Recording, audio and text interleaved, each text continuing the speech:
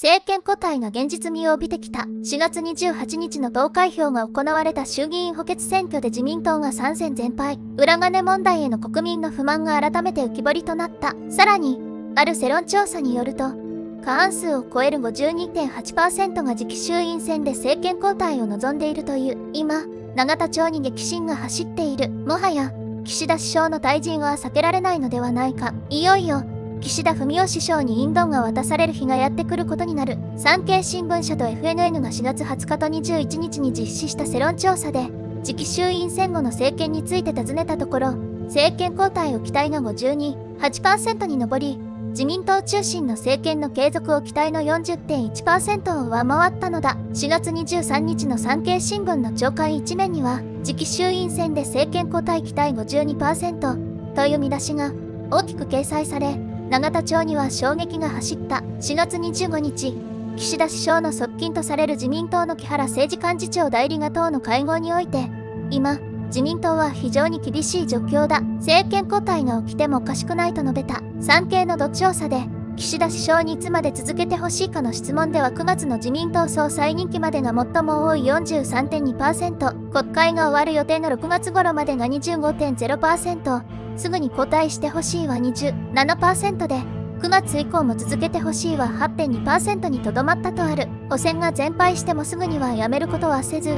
どこかの段階で、次の総裁選への出馬を見送ると発表することになるのだろう。長いだけで何の中身もない首相在職日数を増やすことだけ、首相の座に1日でも長く居座ることだけが、政策が全てオワコンと化した岸田首相の目的となっていることから、9月まで在職日数を延ばせるなら、本人は喜んで了解することだろう。さっさと退陣をしてほしいところだが、国民の声が届かない状態は、少なくとも9月まで続くことになりそうだ。派閥に抵当、無派閥は冷遇。自覚した岸田首相の政権運営、国民の声が届かないとは、2021年の自民党総裁選で、岸田首相が、当時の首相、菅義偉氏の政権運営を批判する文脈で使い始めた言葉だ。菅政権を打倒しようとした岸田首相は、総裁選を前にして菅首相当時は、説明不足であり、発信が大事だったと繰り返し発言した。総裁選に当選直後、自民党総裁としての最初のスピーチでも、花束と共にエールを送った菅氏を横に立たせて、多くの国民が政治に声が届かない、政治が信じられないといった切実な声を上げていた。私は、我が国の民主主義の危機にあると強い危機感を感じ、我が身を顧みず、誰よりも早く総裁選に立候補を表明したとぶち上げたのだ。同じ党内の人間に対して、どれだけひどい侮辱であったろうか。野党やメディアが書き立てるなら理解はできるが、勝負が決した後にもかかわらず、自分が追い出した相手に、お前には国民の声が届かないのだ、とぶった切ったのである。岸田首相は、菅前首相にどれだけ無礼なことをしたか、理解できるだろうか。国民の声が届かないというレッテルを、岸田氏は首相就任を経て聞く力という言葉に変え、繰り返し世論を煽ってきた。そこいには、安倍、菅政権が国民の声が届かない政権だったという岸田氏の反省があったわけだ。岸田首相の政権運営は明確であった。派閥の領袖にひたすら頭を下げ、意向を組み、怒らせないように、敵にならないように細心の注意を図る一方で、無派閥議員は徹底的に冷遇してきた。派閥に力を与えていった岸田首相が、派閥の裏金問題で窮地に陥ったのは大きな皮肉であろう。自爆的に自分の派閥を解散したり、自らが先頭に立って派閥問題を解決しようというパフォーマンスを見せたものの、派閥は名前は消えたもののそのまま残っているし、自民党が裏金問題を今後起こさないと信じている有権者など、自民党の支持層も含めていないのではないか。歴史を振り返っても、自民党あるところに裏金あり、裏金あるところに自民党ありである。政権交代がほとんど起こらない日本では、権力は自民党に集中する。集中すれば腐敗は起きるのである。2018年に学術雑誌ジャーナル、オブ、パブリック、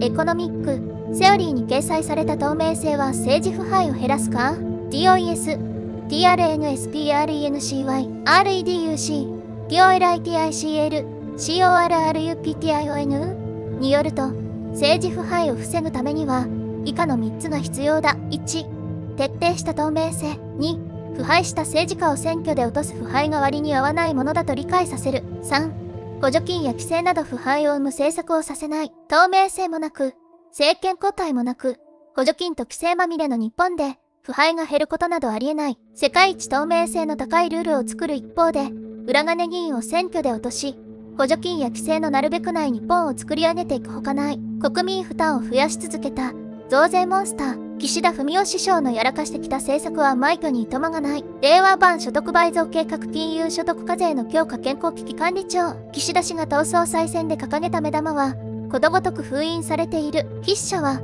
安保3文書改定については評価をしているが、これとて岸田首相の実績とカウントするというよりも安倍菅政権のお気に上げであり、規定路線を追認したということだ。岸田首相が強い思いを持ってやったとも思えない。異次元の子育て政策で莫大な税金を投入したものの、結果はご存知の通りだ。政策決定の前から学術ベースで子育て支援は少子化改善に結びつかないことは分かりきっていた。それにもかかわらず、やった官対策してる官という岸田首相のメンツが優先されたわけである。政策効果のないところにお金を放り込んだら、待っているのは国民負担増、つまり増税である。増税については、さすが増税メガネと揶揄されたほどにやりたい放題であった。森林環境税、配偶者控除改定、インボイス制度、社会保険料の増税。岸田首相は、自ら問題を作り、その解決のために、税金を上げたのである。なお、国民負担率が上昇増税すると、経済成長率が低下することは、日銀2000や第一生命経済研究所2023の研究で明らかになっている。国民負担を増やしたら経済は冷え込むということだ。結果、岸田政権がもたらしたものは、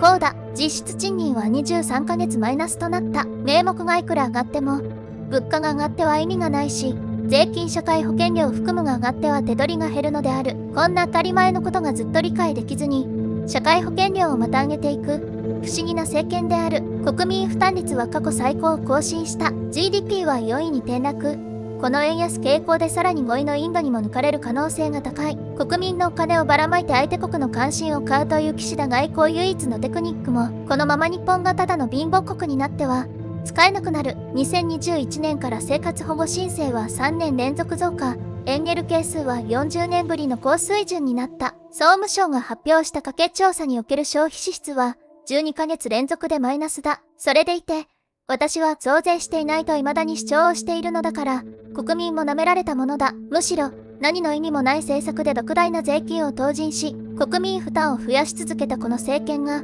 よくもこんなに長く続いたものだと感心する。日本人の寛容な心がこのような増税モンスター生んでしまったのであれば、選んだ国民も少し反省しなくてはいけないということなのだろう。皆さんはどう思いますか？コメントで教えてね。チャンネル登録必須です。それでは皆さんのコメントを紹介していきましょう。岸田政権下での裏金問題や少子化対策と称する社会保険料増額、円高、物価高、国民の負担が増すばかりの政策で、衆議院補欠選挙での全敗は当然であり、国民の不満を爆発させ政権交代への願望を一層強めた。政治への信頼が崩れ去る中、産経新聞と FNN の世論調査によると、多くの国民が政権交代を期待しており、岸田首相の続投に対する支持は著しく低下している。こんな状況にもかかわらず、首相は政策の鮮明性を失い、ただ長期政権を目指すだけの姿勢は許されるものではない。政治は国民のためにあるべきであり、信頼回復のためには岸田首相の即時退陣、または衆議院解散が必要である。我々国民が動けば、国だって変えられるんだなって改めて思いました。野党はまだまだ未熟ですが、私は野党を応援します。私たちにできるのは選挙で投票することくらいですが、それも大きな影響力があるんだなと、今回は政治に緊張感と持たせることができ、本当に良かったと思います。いつまでも自民党や公明党にのさばられていても何も変わらないですし、いずれ解散があると思いますが、その時も同じことが起こることを願います。頑張れ野党。少しずつ形になっていけば未来も変わるはず。全ては国民の選択次第ですね。みんなで選挙に行きましょう。与党は政権を降りるべきだが、他に頼れそうな野党も見当たらない。正規雇用社員の利害しか代弁しない連合頼りの立憲には、本当に生活が苦しい立場の一般市民現状、非正規は7割の気持ちがわかるとも思えない。政治そのものの構造を変えなくてはならない時期に来てる。オンラインで直接民主制にすれば、一般市民の政治に対する興味も責任感も上がるだろう。裏金問題ばかりではない。コロナ以降上がり続ける物価なのに増税。現行健康保険証の強制廃止による高齢者いじめ。個人事業主いじめのインボイス、概念ばかり良くて国民には厳しい政府。自民与党は庶民の苦しみは分からず苦労知らずで世間知らずの接種議員で溢れている。そして議員は国民の幸せより選挙で当選して政治を続けることばかり考えている。今後激動する世界情勢にはとても対応できないどころか、官僚さえ動かすことができないだろう。少子高齢化よりも自民政治の方こそ国家の危機だ。次期衆院選では退場願いたい。ご視聴ありがとうございました。チャンネル登録は必須です。